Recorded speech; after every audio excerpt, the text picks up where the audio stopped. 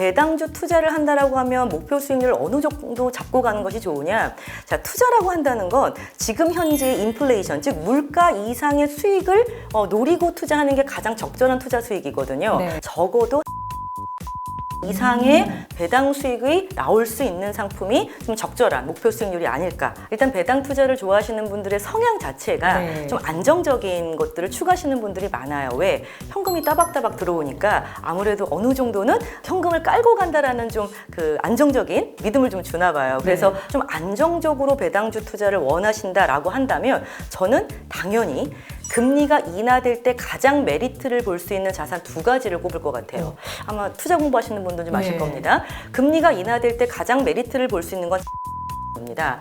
두 번째는요, 금리가 인하될 때 수혜를 볼 수 있는 자산 중에 하나가 예요. 이 하반기 금리 인하에 맞춰서 좀 배당주도 거기에 메리트를 좀 얻을 수 있는 자산을 좀 선택하시는 것이 유리할 거라고 저는 생각하는 거죠.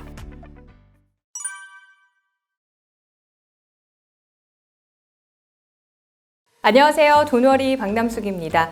요즘 배당 투자에 참 관심이 많아지고 있습니다. 국내 증시는 물론이거니와 잘 나가는 미국 증시도 변동성이 아무래도 크다 보니까 따박따박 안정적으로 배당을 받는 상품으로 관심이 쏠리기 마련인데요. 그래서 이분을 다시 모셨습니다. 웰스에듀의 김양수 대표입니다. 대표님 안녕하세요. 안녕하세요.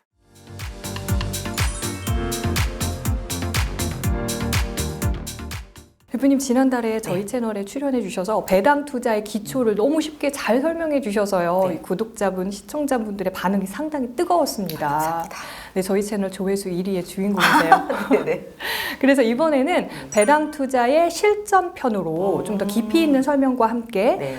이제 추천받을 수 있는 포트폴리오나 종목도 알아보도록 하겠습니다. 알겠습니다. 대표님 투자 분야의 교육 사업도 하고 계시잖아요. 네, 맞습니다. 현장에서 체감되는 부분, 이 배당 투자에 대한 인기가 어느 정도인지 좀 실감이 나실 것 같아요. 맞습니다. 제가 지금 실제 교육 현장에서 많은 분들을 만나고 있고 네. 또 퇴직하시거나 은퇴를 준비하는 분들도 만나고 있다 보니까 그 인기라든지 그 수요에 대한 것들을 좀 체감할 수가 있는데요. 네. 아마 느끼시겠지만 요즘 주변에 베이비 부머 분들의 은퇴가 좀 많아지고 맞아요. 있어요. 예. 자, 근데 은퇴를 준비하시거나 이제 은퇴하신 분들이 뭐 국민연금이나 퇴직연금으로 미리 넉넉하게 캐시플로우를 만들어 놓으셨다면 문제가 안 되겠지만 안타깝게도 그렇지 못한 분들이 아직도 많습니다. 그러다 보니까 내가 이제 일시금을 받거나 네. 퇴직금을 받았을 때 이걸 가지고 좀 안정적으로 이제 월급처럼 만들고 싶다. 이런 수요가 좀 많다 보니까 이런 분들의 인기에 영입해서 이제 배당주 투자가 굉장히 인기가 많아진 것도 첫 번째 가장 큰 요인이 될 수 있을 것 같고요. 네. 자, 두 번째는요. 그러면 은퇴를 준비하는 분이나 노후 준비하는 분들만 이렇게 배당주 투자를 선호하느냐? 전혀 그렇지 않습니다. 요즘 MZ세대 분들이 네. 배당주 투자 굉장히 선호하세요. 오. 아마 유튜브에도 보시면요. 파이어족이라고 해가지고 맞아요. 네, 배당주로 뭐 여행 가요. 배당주로 생활해요. 이런 인기가 굉장히 많거든요. 네. 근데 그런 것들이 아까 이제 방금 진행자분께서 말씀해 주셨던 것처럼 시장의 변동성이 워낙에 커지고 또 앞으로의 경제 전망이 좀 불안정하다 보니까 그래도 따박따박 현금 흐름을 좀 받아서 내가 이걸 재투자하던가 아니면 생활비로 쓰던가 내가 이거 선택을 좀 하고 싶다라는 MZ분들의 이 투자 수요도 워낙 많아지다 보니까 이 두 가지 수요가 합쳐져서 이 배당주 투자가 인기가 많아지게 된 요인이 된 것 같습니다. 그렇다 보면 이제 작년에 인기 있었던 배당주랑 올해 배당주는 조금 차이가 있을 것 같기도 하거든요. 그것도 좋은 지적이세요. 네. 작년에는 배당주 투자가 이제 시작했던 한 해다라고 저는 좀 말씀을 드리고 싶어요. 왜냐하면 작년 초반만 해도 뭐 월 지급식이라든지 배당주, 뭐 ETF 이런 것들 검색해 보시면 그렇게 많지 않았어요. 근데 지금은요, 제가 방송을 찍으려고 2024년 5월 기준으로 딱 월 지급식 ETF를 조회해 보니까 네. 한 59개, 60개 가까이 늘었어요. 진짜 많이 늘어난 거죠. 그렇죠. 자, 그런 거 보면 네. 예전에는 이제 배당주 투자하시면 무조건 배당 많이 주는 거, 고배당 상품 네. 이런 걸 고르는 게 당연하게 인기였다면 지금은 이제 되게 선택의 폭이 넓어졌잖아요. 네. 이제 배당주 투자에 옥석 가리는 한 해가 되지 않을까? 저는 그렇게 생각해요. 그래서 이제는 네. 무조건 높은 배당을 주는 상품보다 나의 지금 현재 상황에 맞게 내가 은퇴를 준비하느냐 아니면 뭐 생활비를 준비하느냐에 맞게 아니면 나의 투자 성향에 맞게. 왜냐면 높은 배당을 주는 상품이 무조건 안전할 거라고는 생각 안 하실 거예요. 그러면 안전한 배당을 원하는지 높은 배당을 원하는지 나의 투자 성향에 맞게 선택할 수 있게끔 선택의 폭이 넓어졌기 때문에 아마 올해는 바야흐로 진짜 이제 배당주 투자에 옥석을 가리는 한 해가 될 것 같다라고 말씀드릴 수 있을 것 같습니다. 네, 그렇군요. 이 배당 상품이 지난달에 출연해 주셨을 때 4월에 한 40여 개다 했는데 5월에 벌써 50개가 넘었으면 정말 빠르게 늘어나네요. 진짜 빨리 늘어났어요. 네. 금액도 정말 빨리 늘어났어요. 네. 지금 이제 은행 예금 금리가 이제 3%대 맞습니다. 그 정도잖아요. 네, 맞습니다. 그러면은 인기 있는 배당주라고 한다면 네. 보통 어느 정도 수익률을 보고 계시는 거예요? 사실은 작년에 이제 배당주 투자가 인기가 있었던 이유가 네. 말씀 주신 것처럼 은행 예금 금리가 3.5 정도에 머물러 있었는데 네. 출시되는 배당주 상품을 보니까 10%뭐 이렇게 나오는 거예요. 7% 8%도 있고 너무 너무 혹하죠. 좋죠. 그죠? 예. 너무 좋죠. 투자하시는 입장에서는. 네. 자, 그런데 기본적으로 배당주 투자를 한다라고 하면 목표 수익률을 어느 정도 잡고 가는 것이 좋으냐?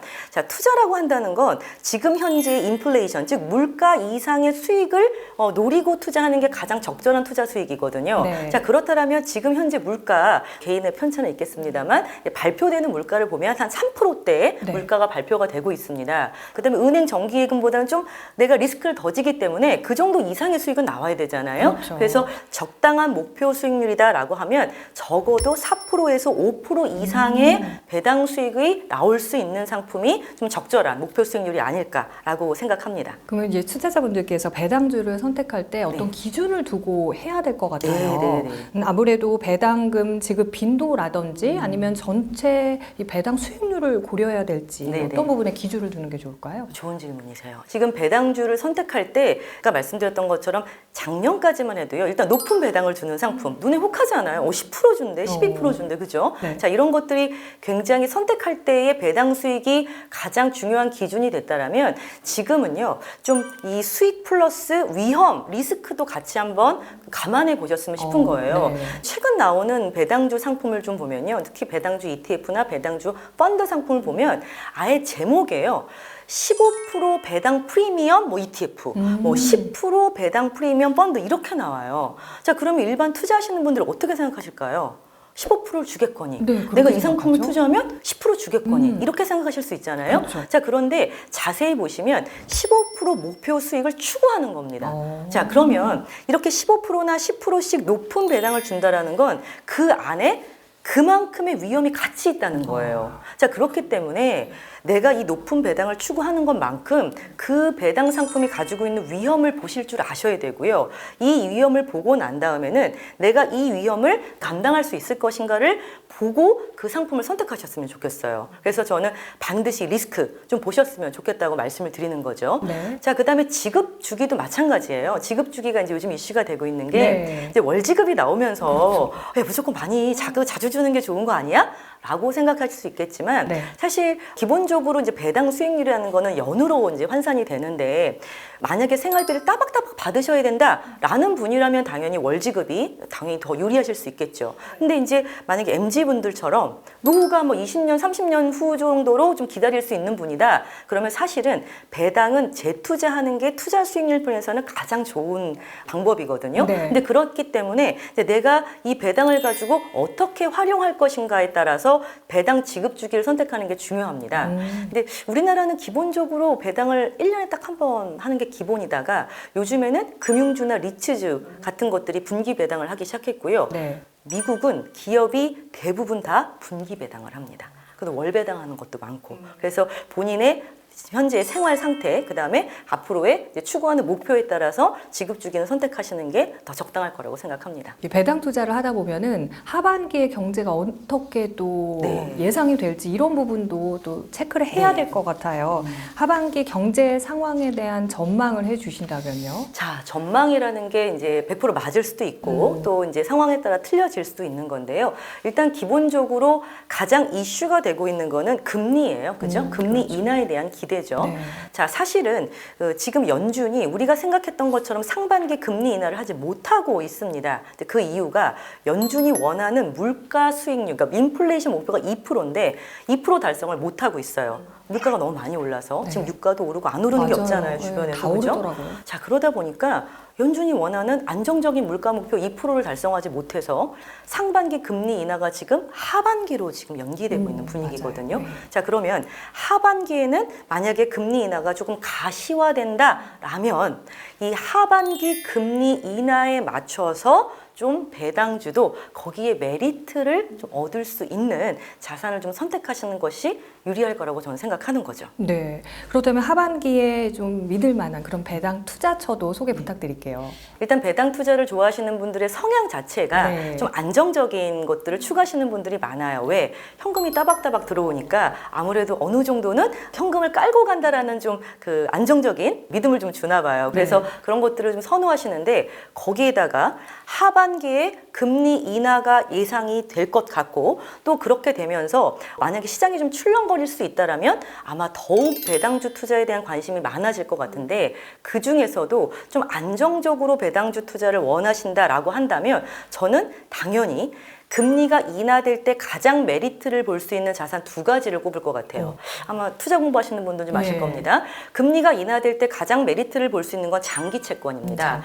장기 채권은 금리가 인하되면서 채권 가격이 올라가기 때문에 수익을 좀 보실 수 있을 텐데요. 네. 아마 올 초에 들어갔던 분들은 좀 힘드시겠지만 왜냐하면 금리가 올라갔으니까 만약 금리가 내려간다면 장기채로 구성된 장기채 ETF 배당주 포트폴리오가 좀 더 유리할 것 같고요. 저는 수익도 꽤 나올 것 같아요. 네. 두 번째는요, 금리가 인하될 때 수혜를 볼 수 있는 자산 중에 하나가 부동산이에요. 자, 근데 저희가 이제 금융 상품을 얘기하고 있으니까, 네. 자, 부동산을 가지고 금융 상품 만든 것 중에 가장 대표적인 게 리츠입니다. 네. 그래서 리츠 ETF가 있어요. 그래서 리츠 ETF는 미국 리츠 ETF, 그다음에 한국 리츠 ETF, 그다음에 요즘 또 일본 리츠 ETF도 있어요. 일본에 투자할 수도 있거든요. 그래서 네. 다양한 국가에 금리가 인하되는 거에 대해서 메리트를 좀 느낄 수 있는 게 부동산에 투자하는 리츠형 ETF와 장기채 배당주 ETF 포트폴리오가 가장 하반기에는 좀 안정적으로 투자하실 수 있을 것 같습니다.